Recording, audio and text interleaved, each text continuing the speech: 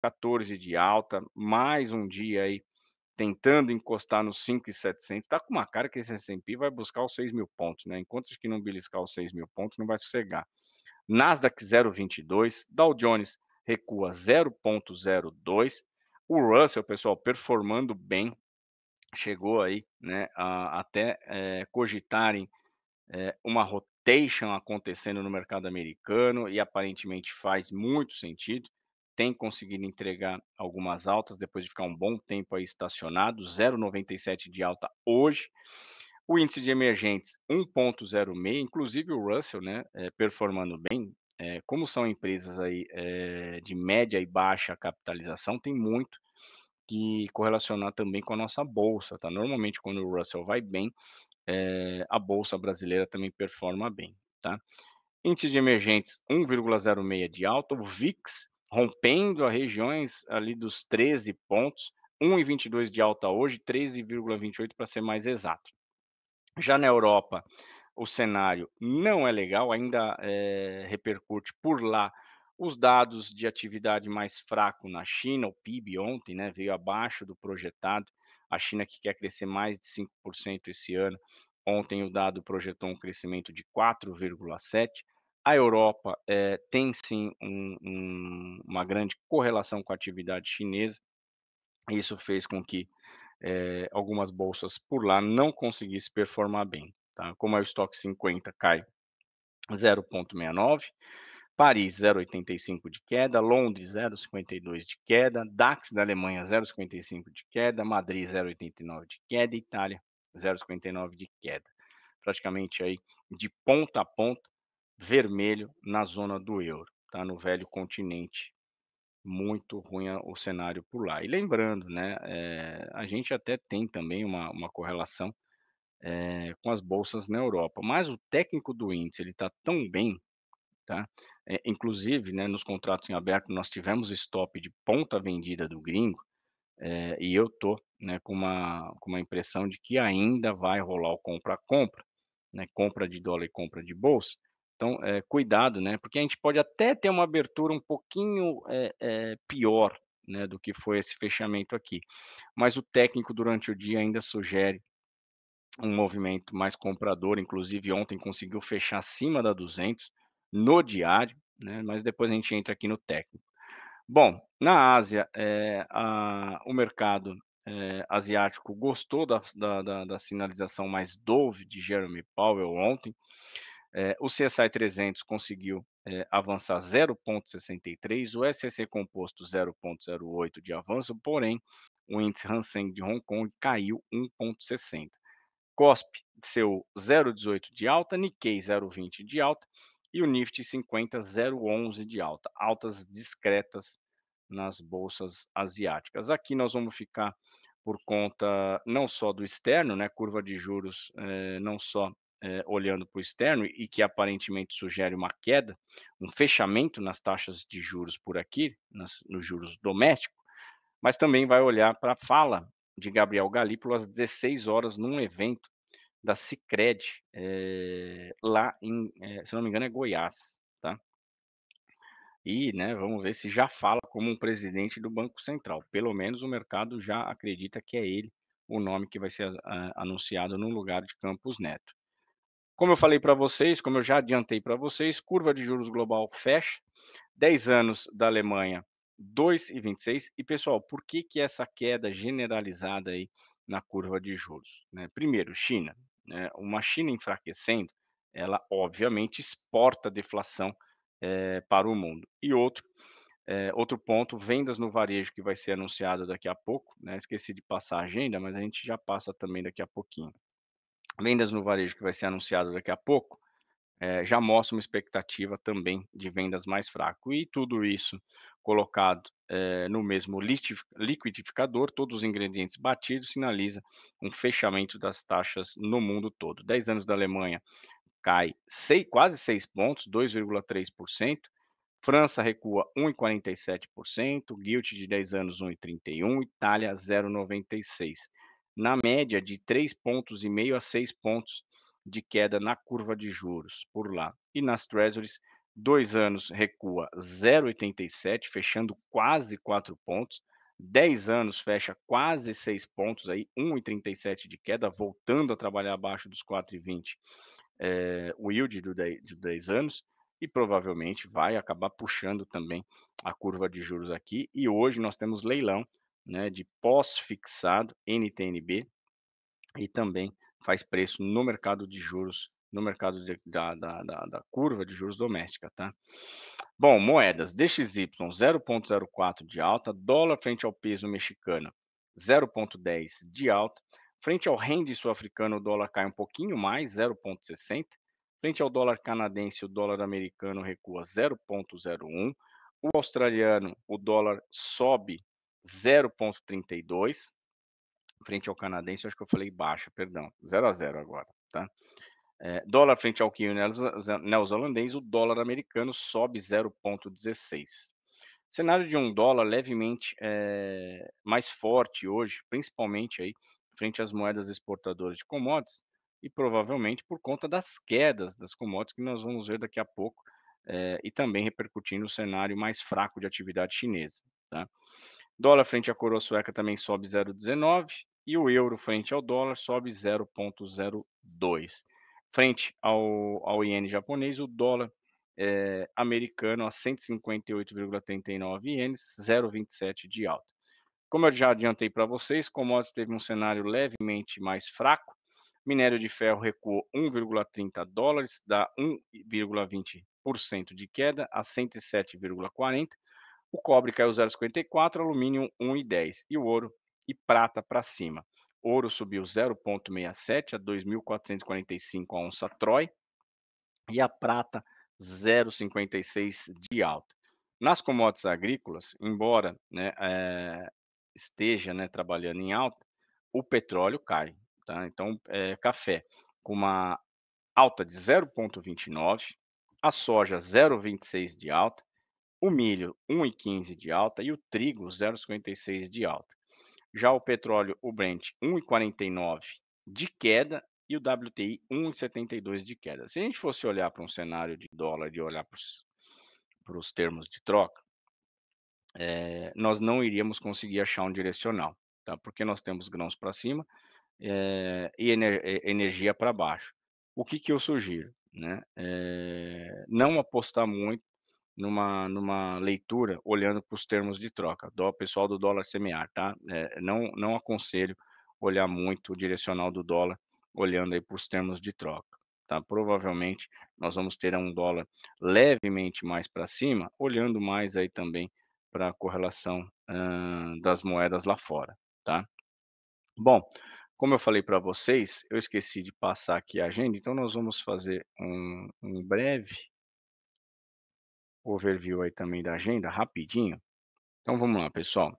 Como, eu já havia anunciado, 9h, 9h30, perdão, nós vamos ter núcleo de vendas no varejo nos Estados Unidos no mensal, esperado uma alta de 0,1. A fotografia anterior mostrou uma queda de 0,1. Preços de bens exportados, não há expectativa, e sim o anterior, com uma queda de 0,6. Preços de bens também importados, exportados e importados, vendas no varejo anualizada e também o mensal esperado uma queda de 0,3. Caso esses números venham mais fraco, corrobora para um corte de juros, tá?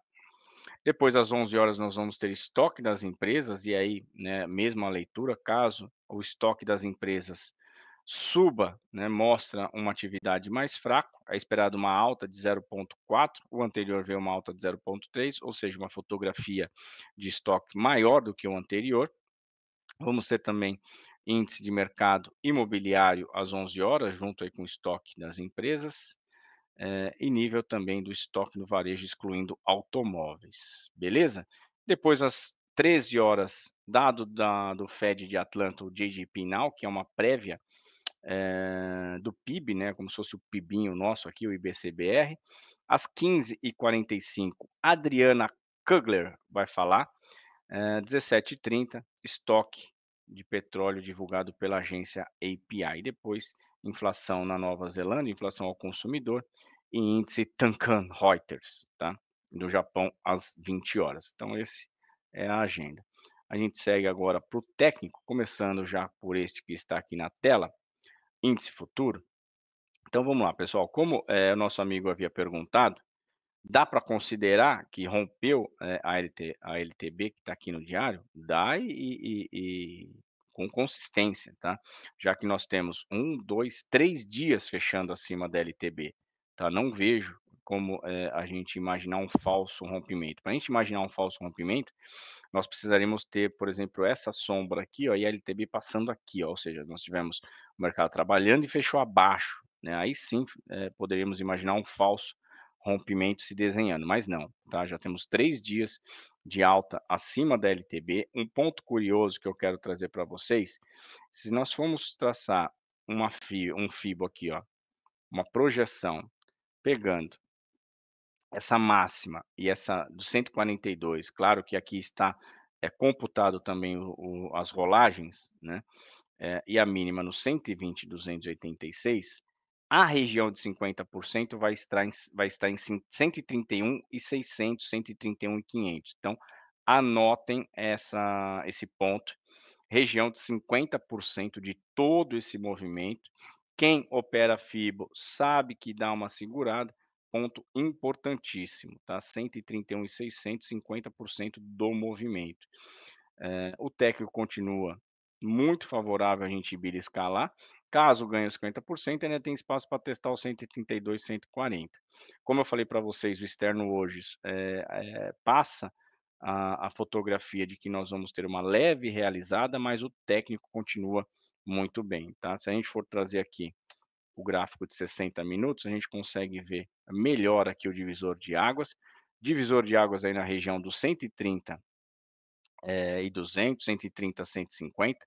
Caso o mercado trabalhe abaixo dessa região, tem espaço para vir buscar, primeiro, né, esse fundo aqui do movimento de ontem ali por volta das 11 horas, que foi a região de 129.750, e depois retestar aquela LTB rompida e que vai ser importante para confirmar mais uma recusa e impulsão para um movimento de melhora, quem sabe para buscar aquele 50% de FIBO traçado agora há pouco, tá? Agora, se o mercado resolve realizar com um pouquinho mais de vontade, perdendo a LTB rompida, voltando a trabalhar do lado inferior da LTB, vai mirar já nessa média de 200, que agora está na região de 127.000, tá?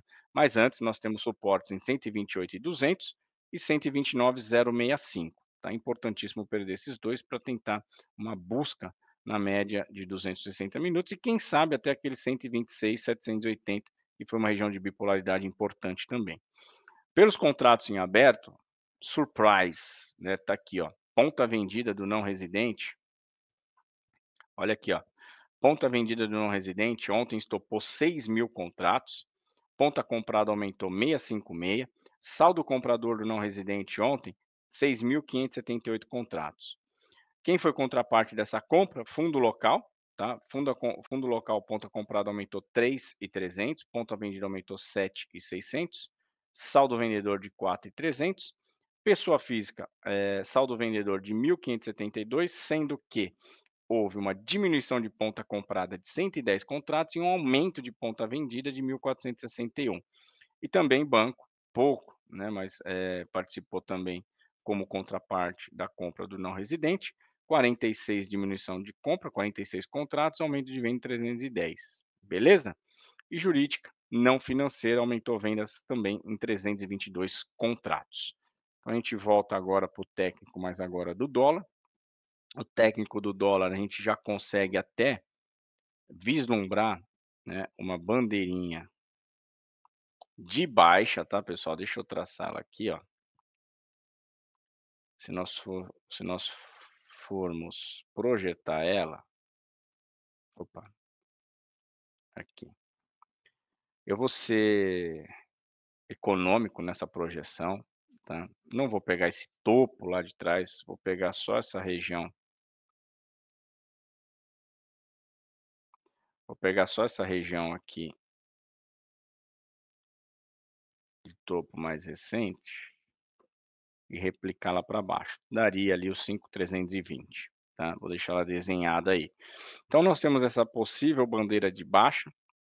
Para ela confirmar, é preciso que volte a trabalhar abaixo aí dos 5.450, 5.440, e caso, né, perca e confirme essa bandeira de baixa, temos suportes no 17, 5.383, 5.370, 5.339, antes daquele alvo no 5.317 da projeção da bandeira, tá.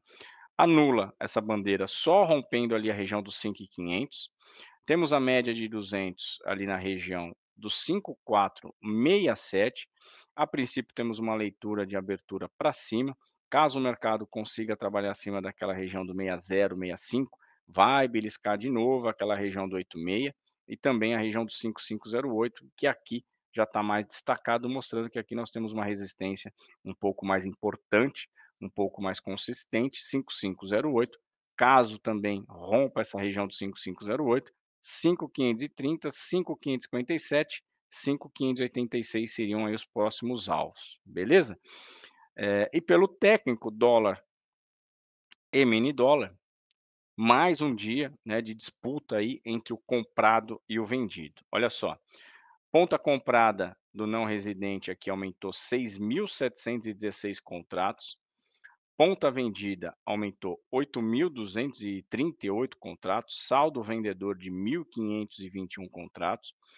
O saldo agora entre ponta comprada e ponta vendida do estoque está em 85.000, lembrando, né, nessa mesma época, o ano passado, isso aqui estava em 400, 440.000 contratos, ou seja, não existe mais aquela pressão com folga da ponta comprada do não residente. Então o mercado começa a ficar bem equilibrado, 85.000 praticamente, né, você consegue ver isso aqui, se perdendo e diminuindo bastante já nas vésperas de vencimento. Então não dá para a gente falar que há uma vantagem tanto do comprado como do vendido, muito pelo contrário, o que a gente vê é até uma acomodação nessa região dos 5.400, 5.450. E se nós não tivermos daqui até a reta final do mês, um avanço tanto aí da ponta comprada ou da ponta vendida com maior destaque nos estoques, pode sinalizar uma Petax aí meio sem emoção, tá? Uma Petax sem grandes disputas, a não ser, né, que você tenha esse fundo local que dificilmente briga por uma Petax, né, tentando participar, e ajudar aqui o vendido, o gringo, que foi quem mais aumentou a posição depois da Petax, a levar esse dólar mais para baixo, tá? Mas a princípio eu vejo um mercado muito mais, dividido, um mercado muito mais com folga, sem muita perspectiva aí de brigas para Petax, por quem gosta de brigar por Petax final, tá? Lembrando, banco não tem essa característica, banco carrega a posição para terceiros, provavelmente, importador, né? Nós vimos ontem na balança comercial que, embora em termos de volume projetado e exportado caiu bastante, em relação a preços, subiu bastante. Se quiser, depois eu posso mostrar aqui para vocês, tá? Fundo local aumentou 4.451 contratos, ponta comprada aumentou 2.000, saldo vendedor de 2.400, pessoa física ficou com um saldo vendedor de 504 contratos, e como eu falei para vocês, ponta comprada, de contraparte dessas vendas, banco, ponta comprada aumentou 2.800, ponta vendida de 1.400, saldo comprador de 4.217, e jurídica não financeira aumentou 211 contratos, né, saldo comprador de 211, com um saldo sendo formado aí por diminuição de compra e diminuição de venda, saldo comprador de 211, tá? E como eu falei para vocês, apenas para ilustrar, deixa eu pegar aqui, ontem nós tivemos então a balança, temos alguns minutinhos e eu quero mostrar para vocês aqui. Então, olha só, pessoal.